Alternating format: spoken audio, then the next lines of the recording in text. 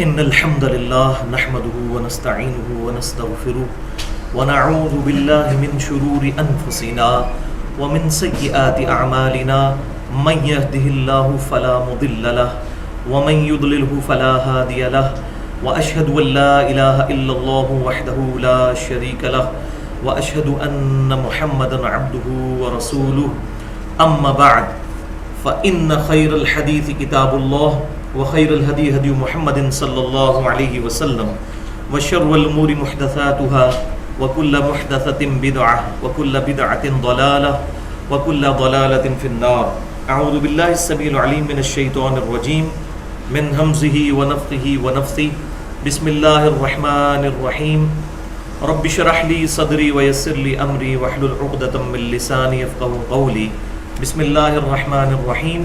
ان الله وملائكته يصلون على النبي يا ايها الذين آمنوا صلوا عليه وسلموا تسليما.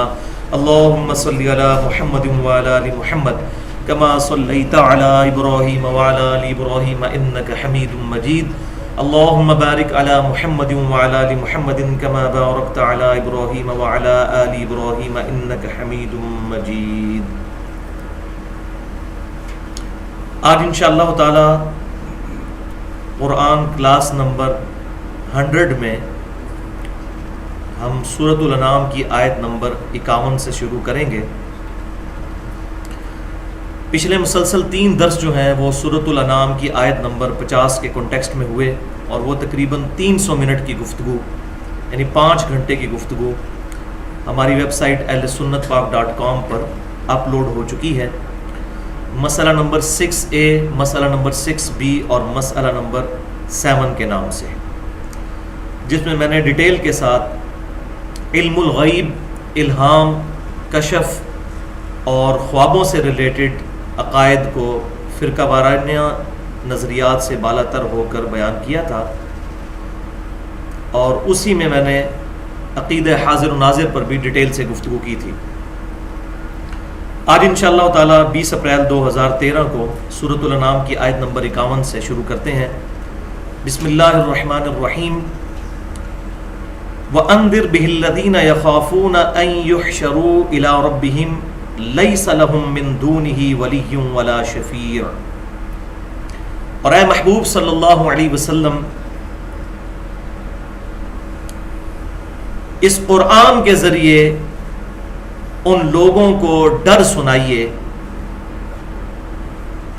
کہ انہیں اپنے رب کے حضور جمع کیا جائے گا اس دن کہ جس دن نہ تو کوئی اس کے سوا حمایتی ہوگا اور نہ کوئی سفارشی.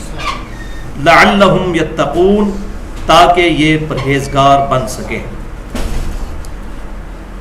وَأَنذِرْ بِهِ، یہاں بھی بہی کی ضمیر جو ہے وہ قرآن کی طرف ہے، جو ہماری گفتگو سورۃ الانعام کی آیت نمبر 19 سے شروع ہوئی تھی.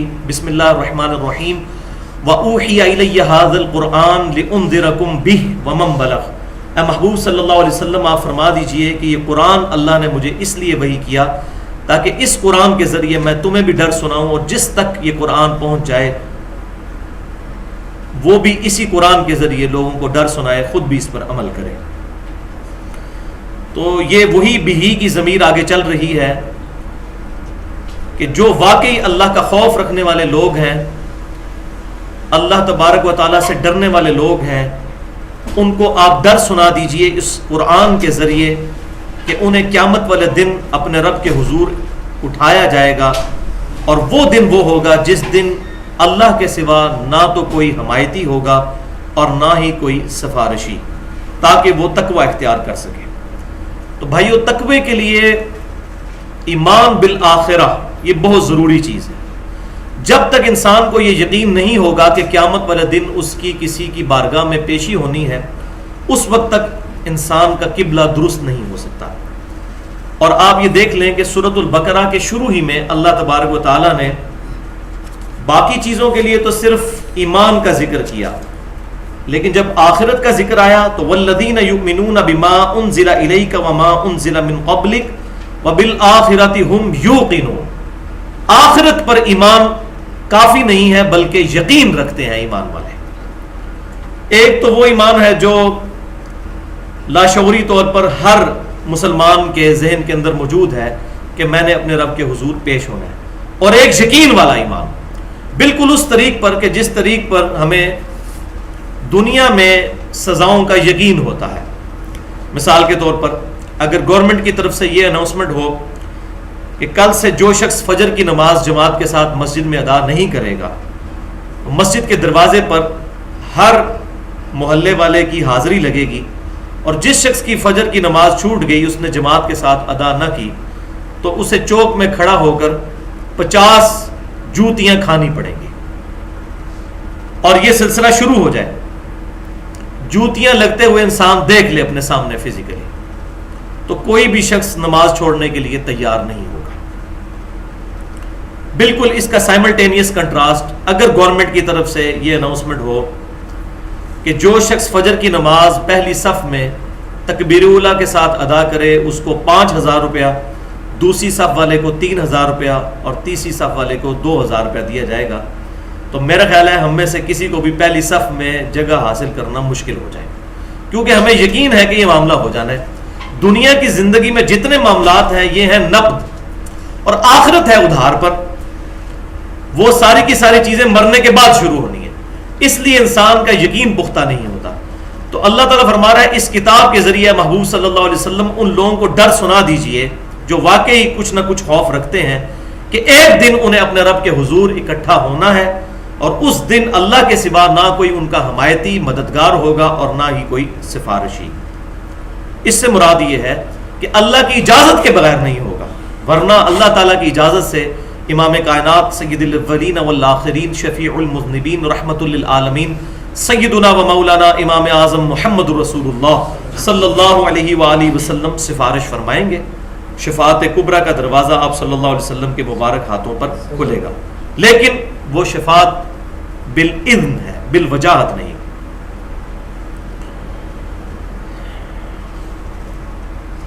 اب اگلی آیت کے اندر خاص طور پر اصحاب صفا کا ذکر ہو رہا ہے۔ یہ تقریباً 155 کے قریب صحابہ اکرام علیہم رضوان تھے جنہوں نے اپنی زندگیاں نبی صلی اللہ علیہ وسلم سے تعلیم حاصل کرنے کے لیے وقف کر دی تھی، اور یہ مسجد میں ہی رہتے تھے اور آپ صلی اللہ علیہ وآلہ وسلم سے قرآن کی اور سنت کی تعلیم سیکھتے تھے۔ تو اب جو کفار مکہ بڑے بڑے سردار تھے وہ یہ آبزرو کرتے تھے کہ اصحاب صفا میں اکثریت بلکہ تقریباً سب لوگ ہی ایسے تھے کہ جن کا سٹیٹس دنیاوی طور پر بہت نیچے لیول کا تھا، تو وہ اس چیز سے شرم محسوس کرتے تھے اور سٹیٹس کانشیس ہو جاتے تھے کہ ان غریب غربوں کے اندر بیٹھ کر ہم آپ صلی اللہ علیہ وسلم کی بات نہیں سن سکتے، آپ نے ہمیں ٹائم دینا ہے تو الگ سے ٹائم دیں۔ ان غریب غربوں جو ہمارے کمی کمین، جس طرح آج کل کی لینگویج میں آپ بات کر لیں، ان لوگوں کے ساتھ بیٹھ کے تو ہم آپ کی دعوت سننے کے لیے تیار نہیں ہے، ہمیں علیحدہ سے وقت دیں جہاں سارے ہمارے جیسا انٹیلیجنسیا اور جو سردار ہیں قریش کے وہ لوگ موجود ہوں۔ تو آپ صلی اللہ علیہ وسلم کو اس آیت مبارکہ میں سختی سے منع کیا گیا کہ ان لوگوں کی آپ نے پرواہ نہیں کرنی۔ وَلَا تَطْرُدِ الَّذِينَ يَدْعُونَ رَبَّهُمْ بِالْغَدَاوَةِ وَالْعَشِيِّ يُرِيدُونَ وَجْهَهُ، اور اے محبوب صلی اللہ علیہ وسلم مت ہٹائیے اپنے آپ سے، ان کو دور مت کیجئے ان لوگوں کو کہ جو اپنے رب کو پکارتے ہیں صبح اور شام، اور ان کی فقط ایک ہی طلب ہے، وہ اپنے رب کے چہرے کا دیدار اور اپنے رب کی رضا، ان کو آپ الگ نہ کیجئے۔ ما علیک من حسابہم من شیء وما من حسابک علیہم من شیء، اے محبوب صلی اللہ علیہ وسلم آپ پر ان کے حساب سے کوئی چیز نہیں ہے اور نہ آپ کے حساب سے ان پر کوئی شے ہے، یعنی دونوں کا ایک دوسرے سے کوئی دنیاوی غرض نہیں ہے، بلکہ آپ صلی اللہ علیہ وسلم بھی جب اللہ کی رضا کی خاطر سکھا رہے ہیں، کوئی دنیاوی فائدہ آپ صلی اللہ علیہ وسلم کے پیش نظر نہیں ہے، تو ان صحابہ صفا کا بھی یہی معاملہ ہے کہ یہ خالصتاً اللہ کی رضا کے لیے آپ کے پاس آئے ہوئے ہیں، آپ سے کوئی بھی دنیاوی طور پر چیزیں ڈیمانڈ نہیں کرتے۔ اب دیکھیں کس لیول پہ جا کر امام کائنات صلی اللہ علیہ وسلم سے گفتگو ہو رہی ہے کہ اے نبی صلی اللہ علیہ وسلم یہ کوئی دنیاوی فائدہ تو آپ سے حاصل کرنے کے لیے نہیں آئے، اور نہ آپ ان سے کوئی دنیاوی فائدہ حاصل کرنا چاہتے ہیں، بلکہ خالصتاً اللہ کی رضا کے لیے۔ اب اسی کنٹیکسٹ میں یہ سوچ لیجئے کہ وہ لوگ جنہوں نے اپنا ذریعہ معاش دین کو بیچ کر بنایا ہوا ہے، ان لوگوں کا سٹیٹس کہاں پر لائی کرتا ہے. وَلِعَوْذُ بِاللَّهِ تَعَالَى فَتَطْرُدَهُمْ فَتَكُونَ مِنَ الظَّالِمِينَ. اور بالفرض اے محبوب صلی اللہ علیہ وسلم، اگر آپ نے ان کو اپنے آپ سے دور کیا تو آپ بھی پھر بے انصافوں میں سے ہو جائیں گے. وَلِعَوْذُ بِاللَّهِ تَعَالَى.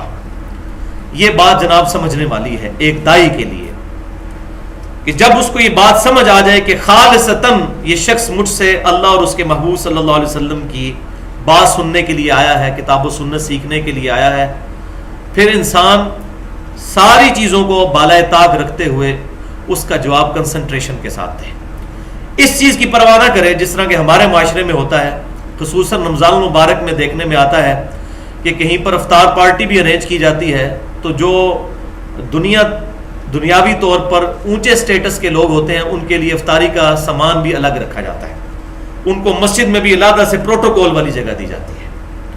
اور جو بیچارے پورا سال نمازیں پڑھتے ہیں، جنہوں نے اوڑھنا بچھونا اللہ کی ذات کو پورے سال کے لیے بنایا ہوتا ہے، فصلی بٹیرے نہیں ہوتے ان لوگوں کی طرح کے جو تھوڑے سا چندہ دے کر تو مسجد کی پہلی صف میں جگہ حاصل کرنے کی کوشش کرتے ہیں، پھر پورا سال رمضان کے علاوہ غائب رہتے ہیں. یہ فصلی بٹیرے، یہ آج آپ سمجھ سکتے ہیں وہی مکے کے جو قریش کے سردار تھے تو وہ علیحدہ سے پروٹوکول چاہتے تھے. تو یہ لوگ بھی آج قانونی طور پہ تو مسلمان ہی ہیں، لیکن ان کے حالات بالکل ان سے مختلف نہیں ہیں. اور یہ لوگ ناپسند کرتے ہیں کہ ایک عام آدمی کو جو افطار کے اندر کھانا دیا جا رہا ہے وہ ان کو پیش کیا جائے. اور وہ ظاہر ہے کہ پھر علماء بھی جو کہ ان کے چندوں کے عادی ہو چکے ہیں ان کو بھی پتہ ہے کہ ان کو اسپیشل پروٹوکول دینا ہے، اور بڑے دھوکے کے ساتھ ان کو مسجد کی پہلی صف میں جگہ دی جاتی ہے. اب اس پہ بات کی جائے تو پھر کئی واقعات جو ہیں وہ مجھے زبانی یاد ہیں، لیکن پھر موضوع دوسری طرف چلا جائے گا. یہاں پر آپ صلی اللہ علیہ وسلم کو بتایا جا رہا ہے کہ جو خالصتاً اللہ کی رضا کے لیے آپ سے آ کر دین سیکھ رہے ہیں، آپ سے کوئی دنیاوی فائدہ نہیں چاہتے، نہ آپ ان سے دنیاوی فائدہ چاہتے ہیں. اور یہاں مولوی کا کیا ہوتا ہے؟ مولوی کا دنیاوی فائدہ ہوتا ہے ان سے، وہ چندے دیتے ہیں ان کو، ان کی روٹی روزی ان کے چندوں پہ چل رہی ہوتی ہے. اور ان کا بھی فائدہ ہوتا ہے کہ ان کی طرف سے بھی اناؤنسمنٹ ہو جائے کہ فلاں چودھری صاحب اور فلاں مرزا صاحب اور فلاں صاحب نے مسجد میں اتنے روپے دے دیے، تاکہ پتہ چل جائے کہ یہ بڑے نیک لوگ ہیں. تو نبی صلی اللہ علیہ وسلم کو کہا گیا کہ آپ ان کو اگر اپنے آپ سے دور کریں گے تو آپ پھر ظالموں میں سے ہو جائیں گے، بے انصافوں میں سے ہو جائیں گے. یہ صرف سپوز کیا گیا ہے کہ ایسا ہوا نہیں، لیکن اصل میں اس کے ذریعے امت کو خطاب کیا گیا ہے. اور معذرت کے ساتھ آج ہمارے دیندار طبقے کی اکثریت انہی لوگوں پر مشتمل ہے جو دنیاوی طور پر سٹیٹس رکھنے والے سیاسی لیڈروں کو یا چندے دینے والے بڑے بڑے تاجروں کو پروٹوکول دیتے ہیں، اور غریب آدمیوں کہتے ہیں تسی تو بھائی جی سائڈ تے ہو جاؤ نا، تسی تو اتنے ہی ہو، تسی بعد ہی کھا لوی ہو. یہ سنتے ہیں نا آپ، تو بھائی ادھر ہی ہیں، آپ کو بعد میں انشاءاللہ دیکھ لیں گے. حالانکہ پروٹوکول ان کو. اور اسی کانٹیکسٹ میں وہ پارہ نمبر 30 میں بھی وہ صورت ہے عبداللہ بن ام مکتوم رضی اللہ تعالیٰ عنہ کے بارے میں، عبس وتولی. وہاں بھی ایک نابینا صحابی، وہ صحابہ صفہ میں سے تھے. آپ صلی اللہ علیہ وسلم نے صرف قریش مکہ کے سرداروں کی طرف تھوڑی سی توجہ دی ان کو چھوڑ کر، اور ناگواری کا اظہار کیا، تو اللہ تعالیٰ نے آپ صلی اللہ علیہ وسلم پر عتاب فرمایا قرآن پاک میں کہ آپ کو ایسا نہیں کرنا چاہیے. یہ لوگ تو آئے ہی صرف مسخرہ پن کے لیے، یہ نان سیریس لوگ ہیں، یہ دین کے لیے سیریس ہی نہیں ہے. اور جو سیریس لوگ ہیں آپ ان کو ٹائم دیجیے. اب یہ دیکھ لیے قرآن کا بالکل معیار ہمارے آج کل کے بنے ہوئے معیارات سے مختلف ہے. یہاں پر چاہے دیندار ہو یا دنیا دار، وہ دنیاوی سٹیٹس کو پروٹوکول دیتا ہے، نہ کہ کسی کی دینداری. اور یہاں پر مجھے وہ حدیث بھی یاد آ گئی صحیح مسلم کی کہ آپ صلی اللہ علیہ وسلم نے فرمایا کہ اللہ تعالیٰ تمہاری شکلوں اور مال کو نہیں دیکھتا بلکہ دلوں اور اعمال کو دیکھتا ہے. اور ہم بالکل الٹ چل رہے ہیں، کسی کی شکل سے دھوکہ کھاتے ہیں یا اس کے مال سے دھوکہ. کتنا نورانی چہرہ ہے، کتنی خوبصورت داڑھی ہے، کتنی خوبصورت پگڑی ہے، ہو سکتا ہے اندر سے اتنا ہی بے ایمان ہو.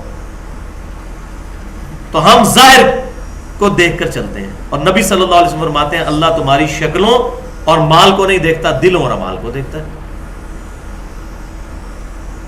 سیدنا بلال رضی اللہ تعالیٰ عنہ حبشی غلام تھے. ایک حبشی زیادہ سے زیادہ کتنا خوبصورت ہو سکتے ہیں؟ رنگ تو اس کا کالا ہی ہوگا، ہونٹ تو اس کے موٹے ہی ہوں گے، ناک تو اس کا موٹا ہی ہوگا، لیکن آپ صلی اللہ علیہ وسلم نے صحیح مسلم میں حدیث موجود ہے، جنت میں آہٹ سنی ہے سیدنا بلال رضی اللہ تعالی عنہ کی اپنے آگے آگے. کس وجہ سے؟ ان کی شکل کی وجہ سے، ان کے مال کی وجہ سے. غلام تھے، مال بھی کوئی نہیں تھا، شکل و صورت بھی پوری سی تھی. تو اللہ تعالیٰ دلوں اور اعمال کو دیکھتا ہے، اور ان کی استقامت تھی کہ جب بھی وہ بغیر وضو کے ہوتے تھے وضو کر لیا کرتے تھے اور 2 رکعت نفل ادا کر لیا کرتے تھے. انہوں نے نبی صلی اللہ علیہ وسلم کو اسی حدیث میں آتا ہے کہ اپنے اعمال میں سے ایک عمل بتایا.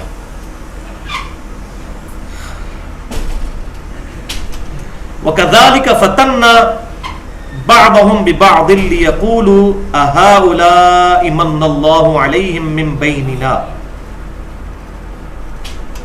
اور اسی طرح ہم نے آزمائش میں ڈال دیا ہے بعض کو بعض کے ذریعے سے، تاکہ یہ مالدار کافر نادار مسلمانوں کو دیکھ کر کہیں کہ کیا یہ ہیں جن پر اللہ نے فضل کیا ہے. اللہ تعالیٰ نے فرمایا کہ یہ مسلمانوں کے لیے بھی امتحان ہے، ان غریبوں کے لیے کہ ان کو طعن و تشنیع کا سامنا کرنا پڑتا ہے ان مالدار کافروں کا، اور مالدار کافروں کے لیے بھی آزمائش ہے کہ وہ ان کو حقارت کی نظر سے دیکھتے ہیں اور کہتے ہیں کہ یہ لوگ ہیں جن پر اللہ کا نام ہے. ان کو تو نہیں نظر آتا تھا کہ 2 وقت کی روٹی کے بھی محتاج ہیں، شکل و صورت بھی کوئی اتنی اچھی نہیں ہے، دنیاوی سٹیٹس بھی اچھا نہیں ہے، کوئی شخص اپنی بچی دینے کے لیے ان کو رشتے کے لیے تیار نہیں ہے اصحاب صفا کو. یہ لوگ ہیں، وہ طعنہ کر دیا کرتے تھے. یہ ہیں وہ لوگ جن پر اللہ نے احسان کیا ہم میں سے. الیس اللہ بعلم بالشاکرین، کیا اللہ تعالیٰ نہیں جانتا کہ اس کے شکر گزار بندے کون سے ہیں؟ اللہ کو تو پتا ہے نا. اللہ تعالیٰ فرماتا ہے ہمیں پتا ہے کہ یہ ہمارے شکر گزار بندے ہیں جنہوں نے ان صلاتی و نسکی و محیای و مماتی للہ رب العالمین، انہوں نے اپنی ساری کی ساری قربانیاں اپنے رب کے لیے وقف کر دی ہیں. کتنی بڑی تعریف ہے اس میں اصحاب صفا کے لیے رضی اللہ عنہم اجمعین. اب نبی صلی اللہ علیہ وسلم کو مزید آداب سکھائے جا رہے ہیں کہ جب یہ لوگ دین حاصل کرنے کے لیے نیو مسلمز آپ کے پاس آتے ہیں تو آپ نے ان کو کس طریقے سے ٹیکل کرنا ہے. وَإِذَا جَاءَكَ الَّذِينَ يُؤْمِنُونَ بِآيَاتِنَا فَقُلْ سَلَامٌ عَلَيْكُمْ. جب کبھی بھی اے محبوب صلی اللہ علیہ وسلم آپ کی خدمت میں حاضر ہوں وہ لوگ جو ہماری آیات پر ایمان لے آئے ہیں تو آپ ان کو خود فرمایا کریے سلام علیکم، تم پر اللہ کی سلامتی. آپ صلی اللہ علیہ وسلم ان کو پروٹوکول دیں خود سے آگے بڑھ کر ان کو سلام علیکم، اور پھر ساتھ ہی خوشخبری سنا دیجئے کتب ربکم علی نفسہ الرحمہ، بے شک تمہارے رب نے اپنی ذات پر یہ لازم کر لیا ہے کہ وہ ہر حال میں رحم ہی فرمائے گا. یعنی آتے ہی اللہ کی رحمت کی طرف امید دلائی جائے بجائے ڈر سنانے کے رحمت کی طرف. صحیح بخاری اور مسلم کی متفقن علیہ حدیث ہے کہ اللہ تعالیٰ نے اس مخلوق کی پیدائش سے پہلے اپنے پاس عرش پہ یہ عبارت لکھ لی تھی کہ میری رحمت میرے غضب پر بھاری رہے گی. اور یہ مسلمانوں کے پاس بہت بڑا، بلکہ پوری انسانیت کے پاس بہت بڑا ایسٹ ہے کہ اللہ کی رحمت اس کے غضب پر سبقت لے جانے والی ہے. یہ برابر بھی ہوتی تو ہمارے لیے بہت بڑی مصیبت اور آزمائش بن جاتی. اللہ کی رحمت کا اس کے غضب پر سبقت لے جانا ہمارے پاس بہت بڑا ایسٹ ہے. بخاری اور مسلم کی متفقن علیہ حدیث ہے، اور کم از کم میرا خیال ہے 8 طرق امام بخاری اور امام مسلم اس کے لے کر آئے ہیں کہ آپ صلی اللہ علیہ وسلم نے فرمایا کوئی شخص بھی اس وقت تک جنت میں داخل نہیں ہو سکتا جب تک کہ اس کے اعمال کے ساتھ ساتھ اللہ کی رحمت شامل نہ ہو. محض اپنی اعمال کی بنیاد پر کوئی شخص بھی جنت میں داخل نہیں ہو سکے گا جب تک کہ اللہ کی رحمت اس کے ساتھ شامل حال نہ ہو. ایک صحابی نے بڑی جرأت کرتے ہوئے پوچھا یا رسول اللہ آپ بھی صلی اللہ علیہ وآلہ وسلم؟ آپ نے فرمایا ہاں میں بھی، جب تک میرے رب کی رحمت مجھے ڈھانپ نہ لے اس وقت تک میں بھی جنت میں داخل نہیں ہو سکتا. تو آپ صلی اللہ علیہ وسلم نے بالکل ایک کلیئر کٹ عقیدہ بتا دیا کہ صرف اعمال پر رلائے نہیں کرنا بلکہ اللہ کی رحمت کی طرف بھی متوجہ ہونا ہے. اور صرف رحمت ہی رحمت اور اعمال نہ کرنا وہ تو اس سے بھی بڑی بےہودگی ہے. اس شخص کی مثال تو بالکل اس کسان کی سی ہے کہ جو کسان نہ تو زمین میں ہل چلائے نہ زمین میں وہ دانہ بوئے اور پھر اللہ سے دعا کرے کہ اللہ تیری جب رحمت کی بارش نازل ہوگی تو جس طرح باقیوں کی فصلیں نکل رہی ہیں میری بھی فصل نکل آئے گی، جبکہ اس کو بھی یقین ہوگا کہ فصل نہیں نکلے گی. اعمال کرنے ہیں، اعمال کا بیج بونا ہے، پھر اللہ کی رحمت شامل حال ہوگی تو انشاءاللہ قیامت والے دن ہری بھری فصل اعمال کی ملے گی انشاءاللہ تعالی. تو فرما دیجئے کہ تمہارے رب نے اپنے اوپر یہ لازم کر لیا ہے کہ وہ ہر حال میں رحم ہی فرمائے گا. لیکن کس کے لیے؟ اب یہ بھی ذرا فلسفہ آ رہا ہے توبہ کا اور گناہ سے بچنے کا. یہ بالکل ہماری جو کنسپٹ بن چکے ہیں معاشرے کے اس سے بالکل مختلف چیزیں ہیں. انہ من عمل منکم سوءا بجہالۃ، یہ رحمت کس کے لیے ہے؟ ساتھ ہی کہ بے شک وہ جو کہ نادانی میں گناہ کر بیٹھے، جان بوجھ کر نہیں، نادانی میں. ثم تاب من بعدہ، پھر اس کے بعد فوراً توبہ کر لے. واصلح، اور خالی توبہ نہ کرے اپنی اصلاح بھی کرے. فانہ غفور الرحیم، تو بے شک اللہ تعالیٰ بخشنے والا اور رحم فرمانے والا ہے. یہ ہے جناب توبہ کا کنسپٹ اسلام کے اندر کہ گزشتہ جو گناہ ہوئے ان پر پشیماندگی اور پھر اپنی اصلاح کرنا. بغیر اصلاح کے خالی توبہ استغفار کی تسبیح پھیر لینے سے کچھ نہیں ہونا. جب تک انسان اندر سے بھی یہ کنوکشن نہ رکھے کہ میں نے اس گناہ سے توبہ کرنی ہے. یا ایھا الذین آمنوا توبوا الی اللہ توبۃ نصوحا، اے ایمان والو اللہ کی طرف ایسا رجوع کرو، ایسی توبہ کرو کہ آگے کو نصیحت بن جائے. اگر نصیحت کوئی نہیں ہوئی، گناہ کیا پھر توبہ کر لی، بلکہ اس سے بھی بڑھ کر توبہ کی امید پر گناہ در گناہ کیے، تو یہ اپنے رب کے ساتھ مذاق اور ٹھٹا کرنے والی بات ہے. وَلِعَاذُ بِاللَّهِ تَعَالَى. اس کانٹیکسٹ میں میں نے تقریباً 50 منٹ کی گفتگو کی ہے اہل سنت پاک.com پر مسئلہ نمبر 18 کے نام سے گناہ کبیرہ اور توبہ کا بیان. اس میں میں نے ڈیٹیل کے ساتھ ان چیزوں کو ٹیکنیکلی ایڈریس کیا ہے. آج محل نہیں کہ میں اس کی ڈیٹیل میں جاؤں. وَكَذَلِكَ نُفَصِّلُ الْآيَاتِ وَلِتَسْتَبِينَ سَبِيلُ الْمُجْرِمِينَ، اور اس طریقے سے ہم اپنی آیات کھول کھول کر بیان کرتے ہیں تاکہ مجرمین کا راستہ لوگوں کے سامنے واضح ہو جائے. یعنی بالکل بغیر پروٹوکول کے اللہ تبارک و تعالی سادہ سی گفتگو فرماتے ہوئے لوگوں کو بات سمجھا رہا ہے. کوئی یہ راکٹ سائنس نہیں ہے. اللہ نے اپنی ذات کے اوپر ہر حال میں رحم نازل کیا ہے، لازم کیا ہے اس کے لیے کہ جو کوئی جہالت میں گناہ کر بیٹھے اور پھر توبہ کرے اور پھر اپنی اصلاح کر لے. اس میں کوئی راکٹ سائنس والی بات نہیں. تو اللہ تعالیٰ فرماتا ہے ہم اپنی آیات کھول کھول کر بیان کر رہے ہیں تاکہ مجرمین اور گناہ گاروں کا راستہ جو ہے وہ واضح نظر آ جائے. قل انی نہیت ان اعبد الذین تدعون من دون اللہ، اے محبوب صلی اللہ علیہ وسلم فرما دیجئے کہ مجھے تو اس بات سے منع کر دیا گیا ہے کہ میں اس کی عبادت کروں کہ جس کو تم اللہ کے سوا پکارتے ہو.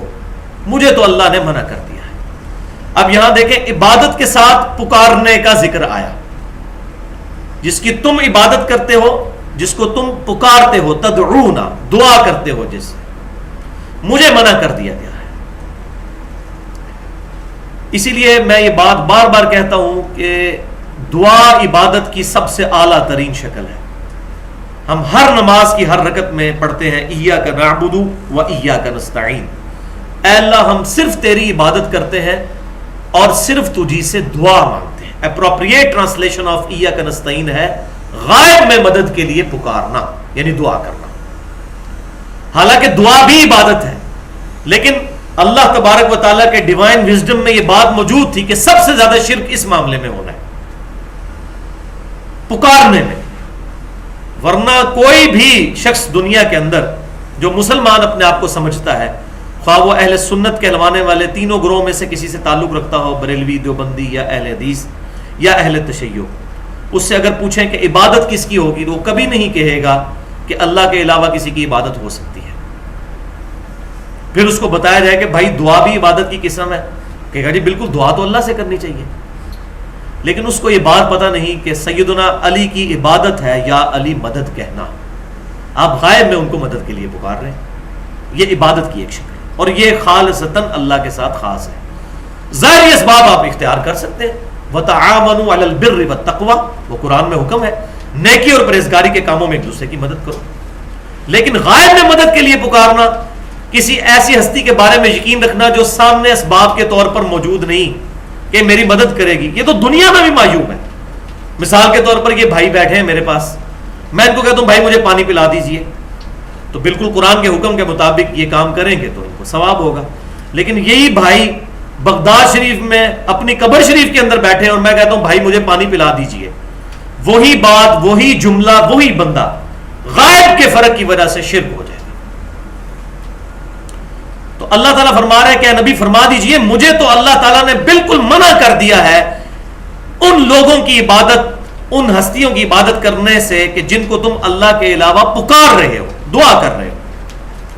قُلْ لَا أَتَّبِعُ أَهْوَاءَكُمْ، آپ فرما دیجئے میں تمہاری خواہشات کی پیروی نہیں کرتا. قَدْ ضَلَلْتُ إِذًا وَمَا أَنَا مِنَ الْمُهْتَدِينَ، اور بالفرض اگر میں تمہاری پیروی کروں تو میں گمراہ ہو جاؤں اور میں ہدایت یافتہ لوگوں میں سے نہ ہوں. وَلِعَاذُ بِاللَّهِ تَعَالَى. تو آپ صلی اللہ علیہ وسلم کے ذریعے یہ امت کو بات کہلوائی جا رہی ہے، کیونکہ میں نے شروع میں مکی صورتوں کے تعارف میں بتایا تھا کہ مکی صورتوں میں آپ کو یا ایھا الذین آمنوا کبھی نہیں ملے گا. تو یہ بھی مکی صورت ہے. 2/3 قرآن مکی ہے لیکن ایک آیت بھی نہیں ہے یا ایھا الذین آمنوا. ہاں مدنی قرآن میں. تو مکی قرآن کا اسلوب ہی یہ ہے کہ اپنے محبوب صلی اللہ علیہ وسلم کے ذریعے سے اللہ تعالیٰ نے انسانیت کے ساتھ خطاب فرمایا ہے. تو آپ فرما دیجئے کہ اگر میں تمہاری خواہشات کی پیروی کرتا ہوں پھر تو میں گمراہ ہو گیا. کون سی خواہش کی کہ اللہ کے علاوہ کسی اور ہستی کو پکارنا شروع کر دوں اور میں پھر ہدایت یافتہ نہیں رہوں گا. وَلِعَاذُ بِاللَّهِ تَعَالَى. اس پہ میں نے پوری گفتگو کی ہے مسئلہ نمبر 3 کے نام سے اہل سنت پاک.com پر. دعا صرف اللہ ہی سے 1.25 گھنٹے کی گفتگو ہے اور اسی کی ایکسٹینشن کے طور پر 1.5 گھنٹے کی گفتگو ہے مسئلہ نمبر 43 کے نام سے توسل اور وسیلہ کے صحیح احکام و مسائل. کیونکہ بعض لوگ پھر کہتے ہیں ہم یا علی مدد وسیلے کے طور پر کہتے ہیں، تو وہ میں نے کلیئر کیا کہ 5 وسیلے ہیں جو جائز ہیں اور ایک ایسا ہے جو ثابت نہیں ہے. اور ایک ریسرچ پیپر بھی ہے دعا صرف اللہ ہی سے، ریسرچ پیپر نمبر 3 جو اہل سنت پاک.com پر 3 MB کی فائل اپلوڈ ہے. اس میں تمام کے تمام وسوسے سیٹل کیے گئے ہیں. قُلْ إِنِّي عَلَىٰ بَيِّنَةٍ مِّن رَّبِّي وَكَذَّبْتُمْ بِهِ. اے محبوب صلی اللہ علیہ وسلم آپ فرما دیجئے کہ میں تو اپنے رب کی طرف سے ایک روشن دلیل پر ہوں اور تم مجھے جھٹلا رہے ہو. ما عندي ما تستعجلون به، میرے پاس وہ نہیں ہے جس کی تم مجھ سے ڈیمانڈ کرتے ہو. وہی جو شروع میں آیا کہ یہ نبی معجزہ کیوں نہیں دکھاتا، اور ان کی پوری ڈیٹیل جو ہے وہ سورہ بنی اسرائیل کے اینڈ میں آئے گی کہ 9 قسم کے معجزات تھے جو وہ ڈیمانڈ کرتے تھے کہ یہ نبی یہ معجزہ دکھائیں، یہ معجزہ دکھائیں، تب ہم ایمان لائیں گے. تو اسی سورۃ الانعام کی آیت نمبر 33 سے لے کر 37 تک میں نے ڈیٹیل کے ساتھ اس کو بیان کر لیا ہے. آپ فرما دیجئے کہ جو تم معجزات منہ مانگے مجھ سے مانگتے ہو وہ میرے پاس نہیں. ان الحکم الا اللہ، حکم تو نہیں مگر اللہ ہی کا. اللہ کے پاس اختیار ہے، جب وہ چاہے گا معجزہ دکھا دے گا، آیات دکھا دے گا. یقص الحق وهو خیر الفاصلین، اور وہی حق بیان فرمانے والی ذات ہے اور سب سے بہتر فیصلہ فرمانے والی ذات ہے. تو اللہ تبارک و تعالیٰ کی طرف سے ابھی فیصلہ نہیں آیا تمہارے لیے. وہ کہتے تھے کہ اتنا عرصہ ہو گیا ہے محمد صلی اللہ علیہ وسلم، 13 سال سے آپ کی دھمکیاں ہم سن رہے ہیں. کیونکہ یہ مکی قرآن کی بالکل آخر میں جو سورت نازل ہوئی ہے ہجرت مدینہ سے پہلے، وہ سورۃ الانعام اور سورۃ الاعراف. تو وہ کہتے تھے 13 سال ہو گئے، ہمارے کان پک گئے یہ بات سن سن کر کہ اگر اس کتاب پر ایمان نہیں لاؤ گے تو عذاب آ جائے گا. عذاب کدھر ہے، لے آؤ. تو وہ تسلی دی جا رہی ہے محبوب صلی اللہ علیہ وسلم آپ فرما دیجئے اللہ تعالیٰ جب چاہتا ہے اس وقت یہ معجزات ظاہر کر دیتا ہے. ان کے عذاب کی قسطیں آنے والی ہیں. وہ سورۃ الانفال میں پھر اللہ تعالیٰ فرمائے گا، جو مدنی صورت ہے، غزوہ بدر کی لائیو کمنٹری اس کے اندر آئی ہے کہ تم اے مشرکین مکہ عذاب مانگتے تھے نا، یہ عذاب کی پہلی قسط آ گئی ہے غزوہ بدر کی شکل میں. جس طرح موسیٰ علیہ السلام کو اللہ تعالیٰ نے اپنے علاقے سے نکالا اور نجات دی، اور فرعونی بھی اپنے محلہ سے نکال کر ان کے پیچھا کرتے ہوئے ڈبو دیے گئے، بالکل اس طریقے سے نبی صلی اللہ علیہ وسلم 125 اہل ایمان کو لے کر مکہ شریف سے مدینہ شریف ہجرت کر کے، اور یہ لوگ پیچھے سے پہنچے، پھر اس کے لیے سینیریو جو بھی بنا، بہرحال وہ بھی اپنے گھر چھوڑ کر یہاں آئے، 70 سردار غزوہ بدر کے اندر قتل ہوئے گئے. تو اللہ تعالیٰ نے فرمایا یہ عذاب کی پہلی قسط آ گئی تم پر. قل لو ان عندي ما تستعجلون به لقضي الامر بيني وبينكم، اے محبوب صلی اللہ علیہ وسلم آپ فرما دیجئے بالفرض اگر میرے اختیار میں ہوتی وہ چیز جو تم مجھ سے ڈیمانڈ کر رہے ہو، جو معجزات، تو میرے اور تمہارے درمیان کب سے فیصلہ ہو چکا ہوتا. واللہ اعلم بالظالمین، اور اللہ تعالیٰ خوب جانتا ہے ظالموں کو. اب اس بات سے بھی بات ظاہر ہو گئی کہ نبی صلی اللہ علیہ وسلم کی مبارک ذات اس وقت جس تکلیف سے گزر رہی تھی کہ نبی صلی اللہ علیہ وسلم کو اللہ تعالیٰ نے یہ کیٹاگوریکل مینشن کیا کہ ہم نے کوئی ٹینجیبل فارم میں معجزہ نہیں دکھانا، ہم پہلے پڑھ چکے، اور کافر کہتے تھے معجزہ دکھاؤ تو ہم ایمان لے آئیں گے. تو نبی صلی اللہ علیہ وسلم کے دل میں بھی کبھی یہ خیال آ جاتا تھا کہ اگر ان کو منہ مانگا معجزہ دکھا دیا جائے تو کیا حرج ہے. تو پھر اللہ تعالیٰ نے اسی سورۃ الانعام کے شروع میں فرمایا کہ ان پر یہ اللہ کی رحمت ہے معجزے کا نہ آنا. اگر معجزہ منہ مانگا آ گیا اور یہ ایمان نہ لائے تو پھر اللہ کا عذاب آ جائے گا. جس طرح قوم صالح علیہ السلام نے، قوم سمود نے جب اونٹنی کا معجزہ طلب کیا تو پھر انہوں نے ایمان نہیں وہ لے کر آئے، الٹا انہوں نے اونٹنی کو قتل کر دیا، تو اللہ کی طرف سے عذاب آ گیا. تو اللہ تعالیٰ نے یہ جگہ جگہ ذکر کیا کہ معجزہ منہ مانگا نہ دینا یہ ہماری رحمت ہے. اور اگر واقعی حقیقت بات ہے کہ انسان ہونے کے ناطے آپ صلی اللہ علیہ وسلم بھی ان جذبات سے گزر رہے تھے جن سے صحابہ کرام گزرتے تھے کہ اللہ کا عذاب ہے، یہ سارے فنا ہو. کبھی کبھار ہمیں بھی غصہ آتا ہے جب کوئی کتاب و سنت کی بات نہیں سنتا، تو ہم کہتے ہیں عذاب آئے تو ان کو پتہ چل جائے، آج ہی قیامت قائم ہو تو ان کو پتہ چلے کہ حق کیا ہے اور باطل کیا ہے. تو صحابہ کرام کے دل میں بھی یہ بات آتی تھی، آپ صلی اللہ علیہ وسلم کے دل میں بھی یہ بات آتی تھی. تو تسلی دی جا رہی ہے، آپ ان کو فرما دیجئے کہ یہ اللہ کی مرضی ہے، جب وہ چاہے گا یہ تمام معاملات کر دے گا. اور پھر دنیا نے وقت دیکھا کہ حق کا غلبہ ہوا. اور میں یہ اکثر سوچتا ہوں اگر مکی قرآن کی جو دھمکیاں ہیں ان 13 سالوں کے اندر امپلیمنٹ ہو گئی ہوتی تو آج سیدنا خالد ابن ولید رضی اللہ تعالیٰ عنہ نہ ہوتے، بلکہ کفر کی حالت میں مر گئے ہوتے. اسی طریقے سے کئی صحابہ جو بعد میں مسلمان ہوئے، وہ اللہ کی رحمت کا غلبہ. اس سے یہ بات سمجھ آئی کہ میں نے ایک پوائنٹ آف ویو اڈاپٹ کیا ہے کہ اللہ کے محبوب صلی اللہ علیہ وسلم اللہ کی طرف سے رحمت للعالمین ہے. سورۃ الانبیاء آیت نمبر 107 وما ارسلناک الا رحمت للعالمین. لیکن وہ رحمت بھی لمیٹڈ ہے، وہ رحمت بھی جذبات کے ساتھ ہے، اس کا بھی کوئی اینڈ ہے. آپ صلی اللہ علیہ وسلم بعض اوقات جب غمگین ہوتے تھے تو کہتے تھے یا اللہ ان پر عذاب لے آ، پھر اب جس کی یہ ڈیمانڈ کرتے ہیں ان کا وعدہ پورا کر دے، معجزہ دکھا دے. نہیں مانیں گے تو پھر عذاب آ جائے گا. امپلائڈ ہے اس کے اندر یہ بات. لیکن اللہ تعالیٰ کی رحمت انسانوں کے اوپر اتنی لامحدود ہے کہ اللہ تعالیٰ اپنے محبوب کو تسلی دے رہا ہے کہ آپ بے صبری سے کام نہ لیجئے، جب میں نے ان کو ڈھیل دی ہوئی ہے تو اور ڈھیل ان کو دے. ابھی ہو سکتا ہے اور ان میں سے حق قبول کرنے والے لوگ نکل آئے، اور وہی ہوا، انہی میں سے پھر لوگ الحمدللہ نکلے.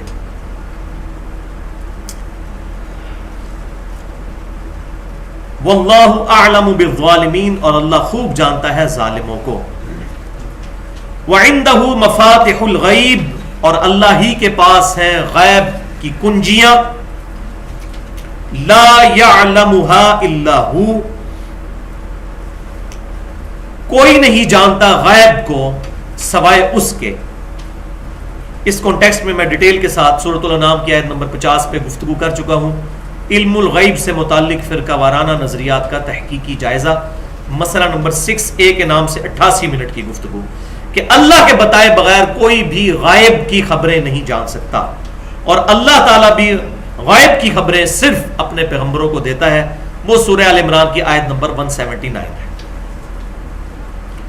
وَيَعْلَمُ مَا فِي الْبَرِّ وَالْبَحْرِ، اور اللہ ہی جانتا ہے جو کچھ خشکی میں ہے اور جو کچھ سمندروں میں. یہ بڑی اہم ترین آیت ہے قرآن کی.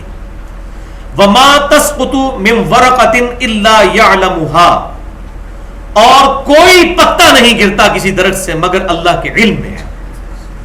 ولا حبۃ فی ظلمات الارض، اور نہ زمین کے اندھیروں میں کوئی دانہ پھوٹتا ہے مگر اس کے علم سے. ولا رطب ولا یابس الا فی کتاب مبین، اور نہ کوئی تر شے ہے اور نہ کوئی خشک شے مگر یہ کہ اللہ کے پاس لوح محفوظ میں اس کا مکمل علم لکھا ہوا موجود ہے. اللہ اکبر کبیرہ والحمد للہ کثیرہ وسبحان اللہ بکرۃ واصیلا. اتنا کامل علم ہے اللہ کا کہ خشکیوں میں اور سمندروں میں، اب سمندروں کے اندر بھی درخت موجود ہے، کوئی پتا نہیں گرتا مگر اس کے علم سے، اور زمین کی گہرائیوں میں کوئی دانہ نہیں پھوٹتا مگر اس کے علم سے، اور کوئی ترش ہے اور کوئی خشک چیز ایسی نہیں ہے جو اللہ تعالیٰ نے پہلے ہی سے لوح محفوظ میں نہ لکھ لی ہو. ایک تو ہے خالی علم میں آنا کہ پتہ گر گیا تو اللہ کو رپورٹ ہو گیا، نہیں، گرنے سے پہلے رپورٹ ہوا ہے. اس کے پاس اپنے لوح محفوظ میں پورا ٹائنیز ڈیٹیل تک ڈیٹا سٹور ہے. الحمدللہ. اور یہ حقیقت بات ہے، یہ چیزیں سٹور ہیں تو تبھی یہ ٹائنیز ڈیٹیل تک کنٹرول ہے. اب آج محل نہیں، اس میں میں نے 2 الگ سے لیکچرز دیے ہیں. مسئلہ نمبر 59 کے نام سے منکرین خدا کو دلائل کے ذریعے دعوت، اور مسئلہ نمبر 60 کے نام سے اللہ کون ہے جدید سائنسی حقائق کی روشنی میں. اس میں نے ڈیٹیل کے ساتھ یہ فیکٹس اور فگرز بتائے ہیں کہ آج سائنس اس رزلٹ پر پہنچ چکی ہے کہ ایک سپریم بینگ، ایک سپر نیچرل ایجنسی ہے جس نے ٹائنیز ڈیٹیل تک ہر شے کو، مخلوق کو کنٹرول کیا ہوا ہے. اللہ اکبر کبیرہ. اچھا، یہی وہ آیت ہے جو محاورتاً ہم پنجابی میں بھی کہتے ہیں کہ جی اللہ دے حکم دے بغیر چڑیا بھی پر نہیں مار سکتی. یہ اکثر سننے کو ملتا ہے، کوئی چڑیا بھی اللہ کے حکم کے بغیر پر نہیں مار سکتی. تو اس بات کو بھی تھوڑا یہاں پر سمجھ لیں. یہ جملہ غلط ہے. یہ بات اس طرح کہنی چاہیے کہ دنیا میں کوئی بھی کام اللہ کی اجازت کے بغیر نہیں ہو سکتا، حکم کے بغیر نہیں. کیونکہ دنیا میں جتنے غلط کام ہو رہے ہیں کیا وہ اللہ کے حکم سے ہو رہے ہیں؟ معاذ اللہ نہیں، اللہ کی اجازت سے ہو رہے ہیں. یہ بات ٹھیک ہے. ورنہ تو اگر کوئی شخص اذان کی آواز سن کر مسجد کی بجائے بازار کی طرف چل پڑے تو چلتے چلتے اس کے پاؤں زمین میں دھس جائیں، اس کی آنکھوں کی بینائی ختم کر دے، اگر اللہ تعالیٰ دنیا میں حساب کرنے والا ہو. اجازت دی ہوئی ہے، من چلے کا سودا ہے. اِنَّا هَدَيْنَاهُ السَّبِيلَ إِمَّا شَاكِرًا وَإِمَّا كَفُورًا. ہم نے ہدایت کا راستہ واضح کر دیا، چاہو تو ہماری شکر گزاری کرو اور چاہے ہماری نہ شکر گزاری کرو، تمہاری مرضی. یہ من چلے کا سودا ہے. کوئی بندہ نماز پڑھنے کے لیے جائے گا، کبھی ایسا نہیں ہوگا کہ شیطان ٹینجیبل فارم میں سامنے آگے کھڑا ہو جائے، میں تو آج مسیت ہی نہیں بڑھن دینا. کبھی ایسا نہیں ہوگا. ہمارے آباء و اجداد میں کبھی رپورٹ نہیں ہوئی ہوگی یہ بات کہ کوئی بندہ مسجد میں نماز کے لیے جا رہا ہو اور سامنے کوئی شیطان آ کر ڈرونا سے کھڑا ہو جائے کہ میں نے تمہیں مسجد میں داخل نہیں ہونے دینا. بالکل اس طریقے سے اگر کوئی شخص برائی کی طرف قدم بڑھاتا ہے تو کبھی ایسا نہیں ہوگا کہ کوئی آگے سامنے کھڑا ہو جائے کہ میں نے تمہیں یہ کام نہیں کرنے دینا. برائی کی بھی اجازت، اچھائی کی بھی اجازت. حکم نہیں ہے، حکم نیک اعمال کا ہی ہے. اللہ تبارک و تعالیٰ اپنے بندوں سے نا شکر گزاری کبھی بھی پسند نہیں فرماتا. پسند وہ یہی فرماتا ہے کہ لوگ شکر کریں. اب اس کانٹیکسٹ میں یہ چونکہ بڑی اہم گفتگو چھڑ گئی ہے، آپ اس طرح کیجئے سورہ الزمر نکال لیجئے. اس میں ایک اہم ترین آیت ہے جو قرآن کے اس فلسفے کو بالکل واضح کر دے گی جو میں یہ بیان کرنے جا رہا ہوں کہ یہ تمام کام اللہ تعالی کے حکم سے نہیں، اس کی مرضی سے ہو رہے ہیں. پیج نمبر نکال لیجئے 460.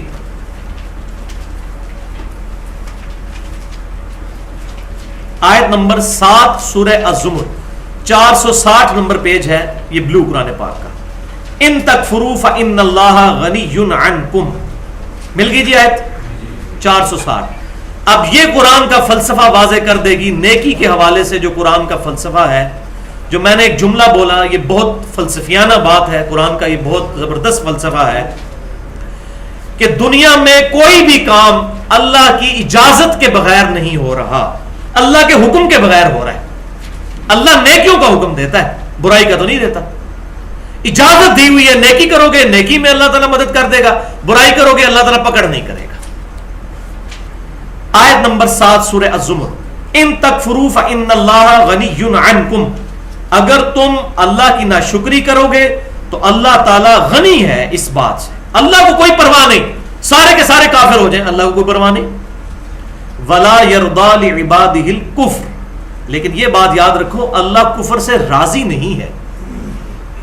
ساتھ ہی کہہ دیا میں راضی کوئی نہیں ہوں, میرا حکم نہیں ہے کہ تم میری ناشکری کرو, ہاں تم کرو گے مجھے پرواہ کوئی نہیں, لیکن ولا یرضی لعبادہ الکفر, لیکن اللہ اپنے بندوں سے کفر کے معاملے میں راضی نہیں ہے, ناشکری پہ راضی نہیں ہے. اجازت ہے کرو, اگر اجازت نہ ہو تو کسی کی مجال نہیں ہے کہ اللہ کی نافرمانی کر سکے. اور یہ حکم اللہ نے اپلائی بھی کر دیا, سوائے انسانوں اور جنوں کے اس کائنات کی ہر مخلوق اللہ کی فرما بردار ہے. کبھی نہیں ہوگا کہ آپ آم کی گٹھلی بوئیں اس میں سے امرود کا درخت نکل آئے, کبھی نہیں ہوگا کہ سورج جو ہے وہ ود ریفرنس ٹو زمین مغرب سے نکلنا شروع کرتے ہیں. 6 ارب سال سے یہ سارے کے سارے معاملات چل رہے ہیں, بلکہ 15 ارب سال سے, 15 بلین ایئرز, کبھی کوئی بات رپورٹ نہیں ہوئی ایسی. تو دنیا کی ہر مخلوق اللہ کی اطاعت گزاری میں لگی ہوئی ہے, اللہ تعالیٰ کی فرما برداری میں لگی ہوئی ہے. وہ اللہ تبارک و تعالیٰ کے حکم کی بھی پابند ہے اور اللہ تعالیٰ کی اجازت کی بھی پابند ہے.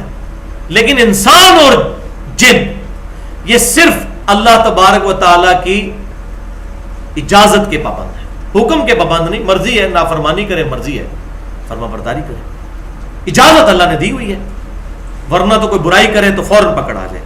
تو اللہ تعالیٰ فرما رہا ہے کہ اللہ تعالیٰ اپنے بندوں سے کفر پر راضی نہیں. وَإِن تَشْكُرُوا يَرْضَاهُ لَكُمْ, اور اگر تم شکر گزاری کی روش اختیار کرو گے تو وہ تم سے یہ چاہتا ہے, چاہتا وہ یہی ہے, لیکن ناشکری لوگ کر رہے ہیں. تو وہ جو میں نے جملہ بولا تھا کہ دنیا میں ہر کام اللہ کے حکم سے نہیں ہو رہا, اللہ کی اجازت سے ہو رہا ہے, یہ جملہ بڑا اہم ہے, کیونکہ بعض اوقات اس میں کفر کا بھی شائبہ ہو جاتا ہے. کیونکہ جب یہ بات کوئی کرتا ہے کہ جی جتنے کام ہو رہے ہیں اللہ کی مرضی سے ہو رہے ہیں, تو پھر کوئی پوچھ بیٹھے کہ جو یہ زنا ہو رہا ہے دنیا میں, شراب نوشی ہو رہی ہے اور ظلم ہو رہا ہے اور قتل و غارت ہو رہا ہے, یہ اللہ تعالیٰ کے حکم سے ہو رہا ہے؟ نہیں, اللہ کا تو حکم ہی نہیں. اللہ تعالیٰ فرما رہا ہے, اللہ تعالیٰ تو راضی نہیں ہے اس سے, اللہ کی اجازت سے ہو رہا ہے کہ دنیا میں پکڑ نہیں ہے. وَلَا تَزِرُ وَازِرَةٌ وِزْرَ أُخْرَى, اور کوئی جان بھی دوسری جان کا بوجھ نہیں اٹھائے گی, ہر شخص اپنے اعمال کا بوجھ خود ہی اٹھائے گا. ثُمَّ إِلَىٰ رَبِّكُمْ مَرْجِعُكُمْ, اس کے بعد تم اپنے رب کی طرف لوٹو گے. فَيُنَبِّئُكُمْ بِمَا كُنتُمْ تَعْمَلُونَ, اور پھر وہ تمہیں خبر دے دے گا جو کچھ تم دنیا میں اعمال کیا کرتے تھے. إِنَّهُ عَلِيمٌ بِذَاتِ الصُّدُورِ, بے شک اللہ تعالیٰ سینوں کے چھپے ہوئے رازوں کو بھی جاننے والا ہے, اللہ سے کوئی بات چھپی ہوئی نہیں ہے. اللہ اکبر. تو یہ کنسیپٹ بھی الحمدللہ عقیدے کے حوالے سے کلیئر ہو گیا. وَهُوَ الَّذِي يَتَوَفَّاكُمْ بِاللَّيْلِ, اور وہی ہے جو نیند کی حالت میں تمہیں توفا کر دیتا ہے, تمہیں قبض کر لیتا ہے. اب یہ توفا اس کی بحث میں نے مسئلہ نمبر 12 کے نام سے میری گفتگو ہے 1 گھنٹے کی, حیات مسیح اور نزول مسیح علیہ السلام, اہل سنت پاک.com پر, اس میں نے ڈیٹیل کے ساتھ اس پر گفتگو کی ہے. اللہ ہی ہے جو کہ قبض فرما لیتا ہے رات میں, یعنی کہ انسان کی روح کو قبض فرما لیتا ہے, لیکن وہ ایسی قبض نہیں ہوتی کہ خود شعوری ختم ہو جائے.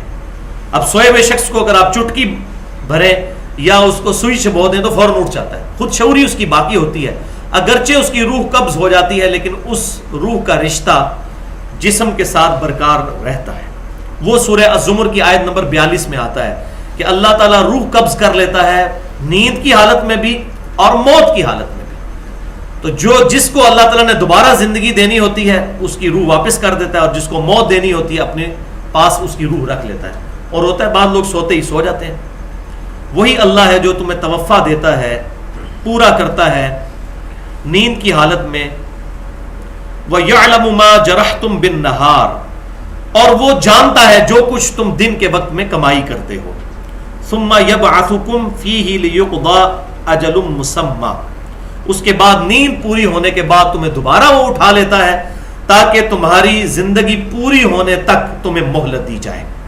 ورنہ چاہے تو رات کو انسان سویا ہوا سو جاتا ہے. اور کئی لوگ ہیں ہمارے اس ملک کے اندر تو اکثر یہ جب نیچرل گیس کی لوڈ شیڈنگ ہوتی ہے ہیٹر لوگ چلتے ہوئے سو جاتے ہیں, اور پھر جب وہ رات کو گیس گئی تو بند ہو گیا ہیٹر, پھر بعد میں آتی ہے تو لوگ سوتے ہوئے سو جاتے ہیں.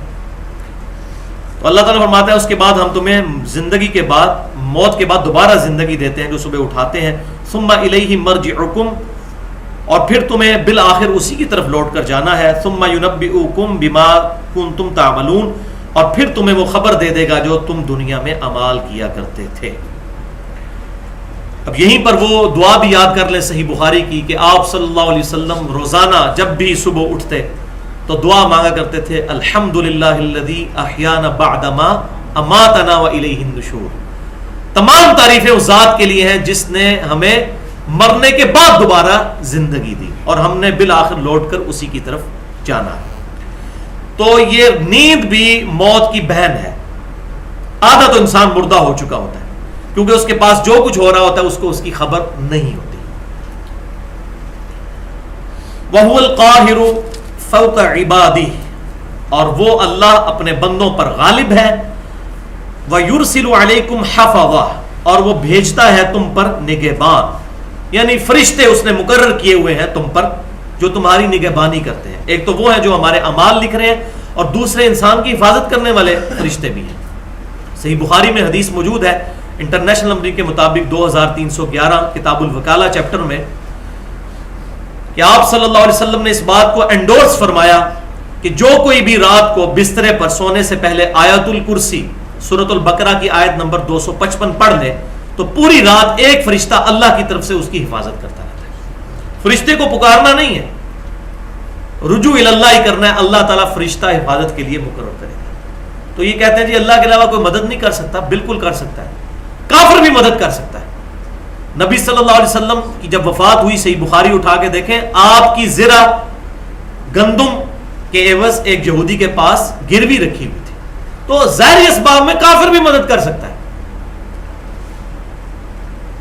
لیکن غائب میں مدد کے لیے پکارنا, دعا کرنا وہ اللہ کے ساتھ خاص ہے. فرشتوں کو بھی ہم نہیں پکار سکتے, اللہ تعالیٰ فرشتے حفاظت پہ مقرر کرتا ہے. بلکہ میں تو کہتا ہوں یہ جو چھوٹے بچے ہیں ان کا بڑا ہو جانا معجزے سے کم نہیں ہے. یقین کریں, بچے کس کس قسم کی جو آزمائشوں میں سے بچپن میں گزرتے ہیں, بیماریوں کے اندر, اس کے علاوہ گھر میں کتنی دفعہ وہ گرتے ہیں, کہیں بھی کوئی چیز ہلکی سی کنپٹی پہ لگ سکتی ہے, ڈیتھ ہو سکتی ہے. اور رات کو بعض اوقات بسترے سے بھی گر پڑتے ہیں, کئی معاملات ہوتے ہیں. تو اللہ تبارک و تعالیٰ نے ایسی حفاظت فرمائی ہوئی ہے کہ یہ بچہ انسان اپنی محنت سے کسی بچے کو بڑا نہیں کر سکتا. یہ تو بالکل پریکٹیکلی, میرے الحمدللہ 3 بچے ہیں, مجھے اس چیز کا اندازہ ہے. یہ بچوں کا بڑا ہونا معجزے سے کم نہیں ہے. کن کن چیزوں سے جو ہمارے وہم و گمان میں نہیں ہے, اور اب اگر سائنٹیفکلی بات کریں تو کس قسم کی بیماریاں اور جراثیم آ چکے ہیں. ملینز آف جراثیم ایسے ہیں جن کو صرف ہمارا امیونٹی سسٹم, جو قوت مدافعت والا سسٹم ہے جسم کا, وہ کل کر دیتا ہے. جن میں سے ایک ایک وائرس اور بیکٹیریا ایک انسان کی زندگی ختم کرنے کے لیے کافی ہے. یہ ساری کی ساری چیزیں اللہ تعالیٰ حفاظت فرما رہا ہے. پھر کئی ایک معاملات ایسے ہوتے ہیں ہر بندے کی زندگی میں آتے ہیں کہ انسان کہتا ہے بس لگا کہ میں مرنے لگا تھا, اللہ نے بچا لیے, ایسے ہو جاتا ہے.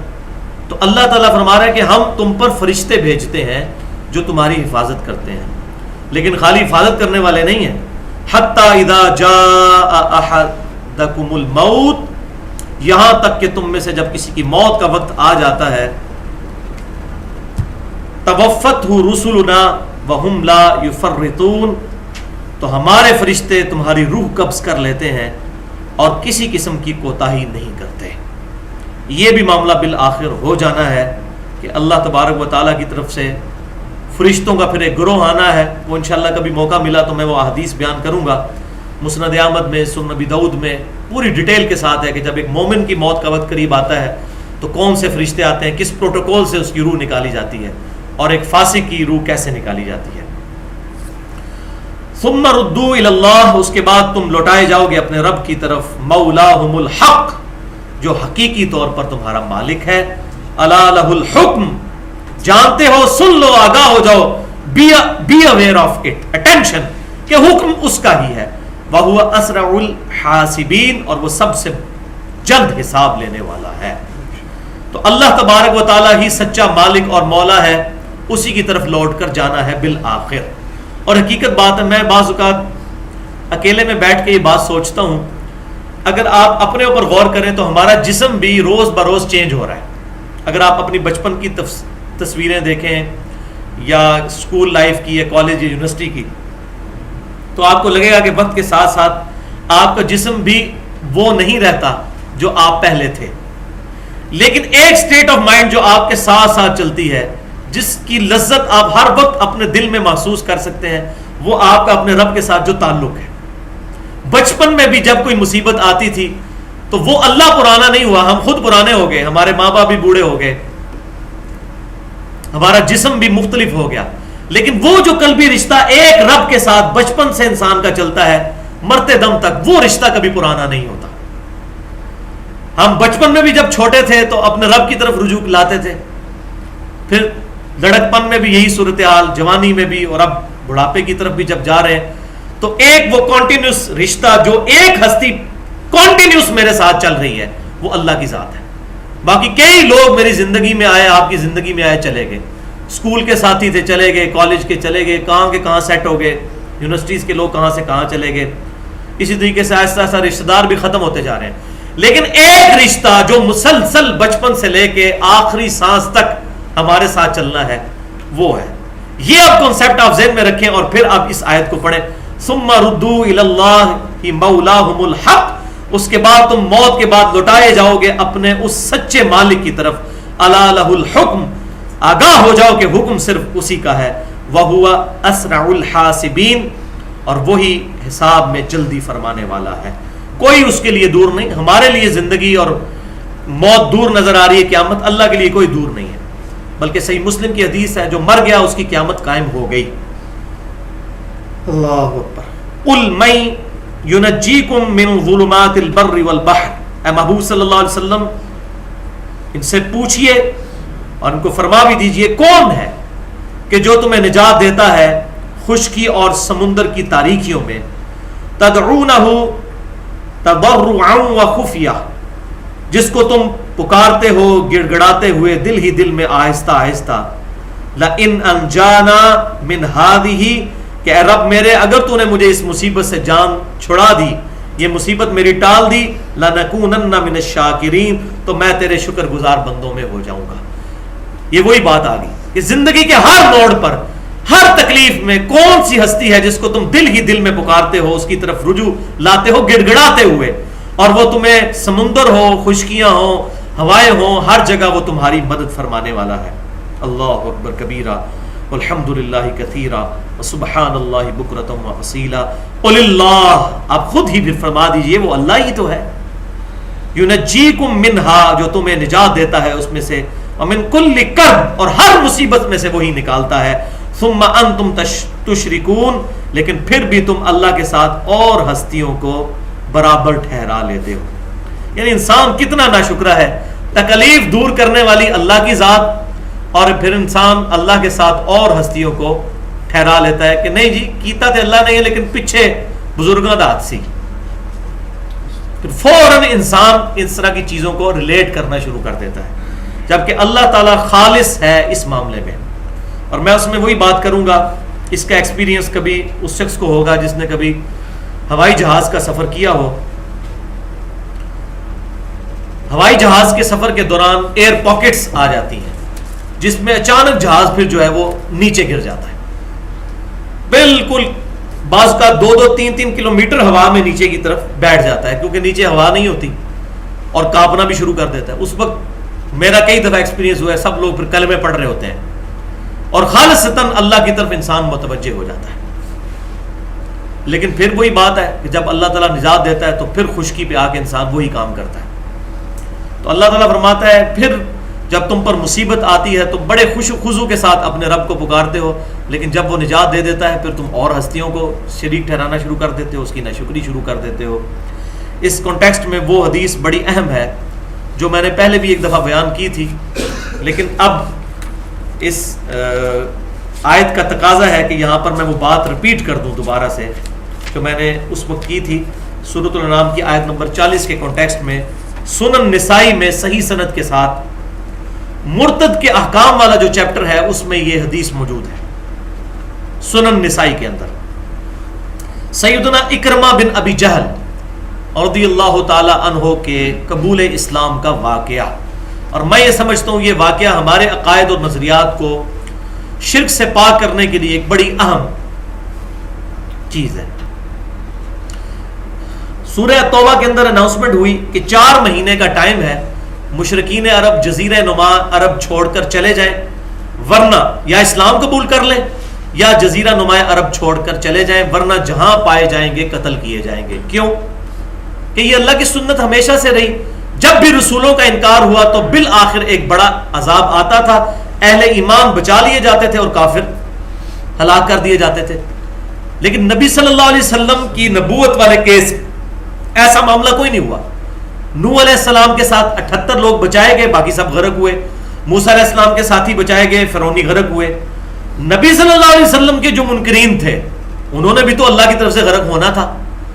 اس دفعہ اللہ کی سنت یہ بدلی کہ اللہ تبارک و تعالیٰ نے اس کے موڈ کو بدل دیا۔ سنت تو وہی رہی، اس کا فریم آف ریفرنس بدل گیا، موڈ بدل گیا۔ وہ سورۃ الانفال میں آئے گا کہ اللہ تعالیٰ فرماتا ہے محبوب صلی اللہ علیہ وسلم اب ہم اہل ایمان کے ذریعے ان کو عذاب دیں گے۔ اور پھر غزوہ بدر آیا تو اللہ نے فرمایا کافرو یہ پہلی عذاب کی قسط ہے، یعنی اس دفعہ مسلمانوں کے ذریعے اللہ نے وہ عذاب دیا جو اللہ تعالیٰ پہلے معجزانہ دیتا تھا۔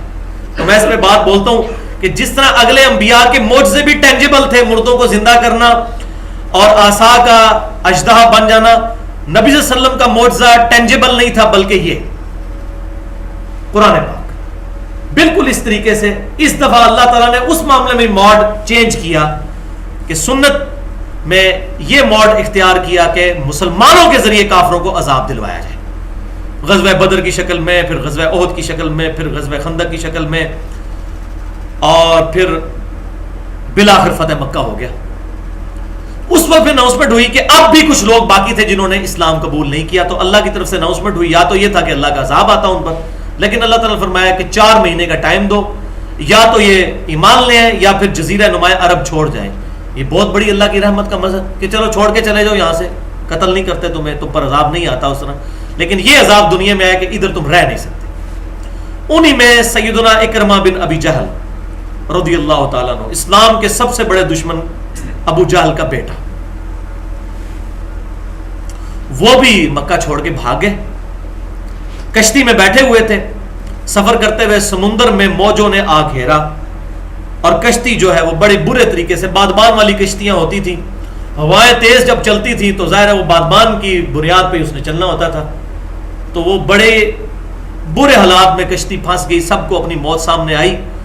تو سیدنا اکرمہ بن ابی جہل رضی اللہ تعالیٰ عنہ نے یہ آبزرو کیا، اس وقت تک مسلمان نہیں ہوئے تھے، انہوں نے دیکھا کہ سب کے سب لوگ اللہ کو خالص کر کے پکار رہے ہیں کشتی کے اندر۔ تو اکرمہ بن ابی جہل نے کہا کہ اب تم اپنے لات منات عزا ان بتوں کو کیوں نہیں پکارتے؟ تو ان کافروں نے کہا کہ وہ بت بس صرف خشکی تک ہی کام آتے ہیں، یہاں پر صرف ایک اللہ ہی بچا سکتا ہے۔ تو بس ان کو بات کلک کر گئی، انہوں نے کہا یہی بات تو نبی صلی اللہ علیہ وسلم خشکیوں میں کرتے ہیں کہ ہر جگہ ایک اللہ ہی کو اپنا حاجت روا اور مشکل کشا اور تکلیف ٹالنے والا، اور اسی سے دعا کرو۔ تو وہ کہتے ہیں کہ میں نے دل میں اپنے رب کی طرف رجوع کیا، جو اس آیت میں بھی آیا کہ خفیہ اور بڑی عاجزی کے ساتھ دل ہی دل میں اس رب کی طرف کرب اور مصیبت میں رجوع کرتے ہو تو اللہ تعالیٰ تمہاری تکلیف دور کرتا ہے۔ انہوں نے دل ہی دل میں اپنے رب کی طرف رجوع کیا اور کہا اے اللہ میں خالصتاً تیری طرف رجوع لاتے ہوئے، اپنی نیت کو گواہ بناتے ہوئے تیری طرف رجوع لاتا ہوں کہ میری نیت خالص ہے، اگر آج تو نے مجھے نجات دے دی تو میں خشکی پہ پہنچ کر محمد صلی اللہ علیہ وسلم پر ایمان لے آؤں گا۔ اللہ کرنا ہوا، دیکھیں دوزخ میں پہنچنے والے تھے، آخری لمحے میں اللہ تعالیٰ کی رحمت کا غلبہ ہوا۔ بخاری کی وہ حدیث کہ بعض لوگ پوری زندگی دوزخیوں والے کام کرتے رہتے ہیں، حتیٰ کہ دوزخ سے ایک بالشت دور رہ جاتے ہیں، پھر تقدیر ان پر غالب آتی ہے اور اللہ تبارک و تعالیٰ ان کو جنت میں داخل فرما دیتا ہے۔ اللہ نے نجات دی، پھر وہ مکہ شریف آئے اور سیدنا محمد رسول اللہ صلی اللہ علیہ وسلم کے مبارک ہاتھوں میں ہاتھ دے کر اسلام قبول کیا. اور یہ وہ صحابی تھے جن کے بارے میں سنن نسائی کی اسی حدیث میں ہے کہ 4 بندوں کے بارے میں حضور نے کہا تھا اگر ان کو غلاف کعبہ میں بھی لپٹا ہوا پاؤ تو ان کو قتل کر دینا, انہوں نے اسلام کو اتنا نقصان پہنچایا. ان میں اکرمہ بن ابی جہل بھی شامل تھے کہ مکہ حرم ہے لیکن حرم کا بھی خیال نہیں رکھنا, اللہ نے اجازت دی ہے ان 4 بندوں کو اگر غلاف کعبہ میں بھی لپٹے ہوئے ہو تو قتل کر دینا. کیا اللہ کی رحمت ہے, ایک طرف یہ اجازت اور دوسری طرف سیدنا اکرمہ بن ابی جہل رضی اللہ تعالی عنہ. اور پھر الحمدللہ انہوں نے اسلام قبول کرنے کے بعد بھی بہادری کے جوہر دکھائے, اور جنگ یرموک کے اندر جو فیصلہ کن جنگ تھی رومن امپائر اور مسلمانوں کے درمیان, سیدنا عمر فاروق رضی اللہ تعالیٰ عنہ کے مبارک دور میں ابو عبیدہ ابن جرح رضی اللہ تعالیٰ عنہ کی زیر قیادت جو بڑے بڑے ان کے جرنیل تھے, ان میں سے ایک خالد ابن ولید اور دوسرے اکرمہ بن ابی جہل رضی اللہ تعالیٰ عنہ, تیسرے عمر بن عاص رضی اللہ تعالیٰ عنہ, یہ بڑے بڑے جرنیل تھے جنہوں نے ابو عبیدہ ابن جرح رضی اللہ تعالیٰ عنہ کے انڈر جنگ یرموک میں رومن امپائر کو 2-2.5 لاکھ کی فوج لے کر آئے تھے, شکست دی. اس وقت 2/3 دنیا پہ رومن امپائر کی حکومت تھی اور انہوں نے کبھی سوچا بھی نہیں تھا کہ اتنے جدید اسلحے کے ساتھ ہمیں کوئی شکست دے سکتا ہے, لیکن الحمدللہ مسلمانوں نے ان کو شکست دی. اور اسی جنگ میں سیدنا اکرمہ بن ابی جہل رضی اللہ تعالیٰ عنہ نے جام شہادت بھی نوش فرمایا رضی اللہ تعالیٰ عنہ. اللہ تعالیٰ سے دعا ہے جو حق بات میں نے کہی اللہ تعالیٰ ہمارے دلوں میں راسخ فرمائے, اگر جذبات میں میرے منہ سے کوئی غلط بات نکل گئی تو اللہ تعالیٰ ہمارے دلوں سے محو کر دے, ہمیں کتاب و سنت کی تعلیمات پر عمل کر کے دوسرے بھائیوں تک پہنچانے کی توفیق عطا فرمائے. سبحانک اللہم و بحمدک اشہد ان لا الہ الا انت استغفرک و اتوب الیک وما علینا الا البلاغ المبین.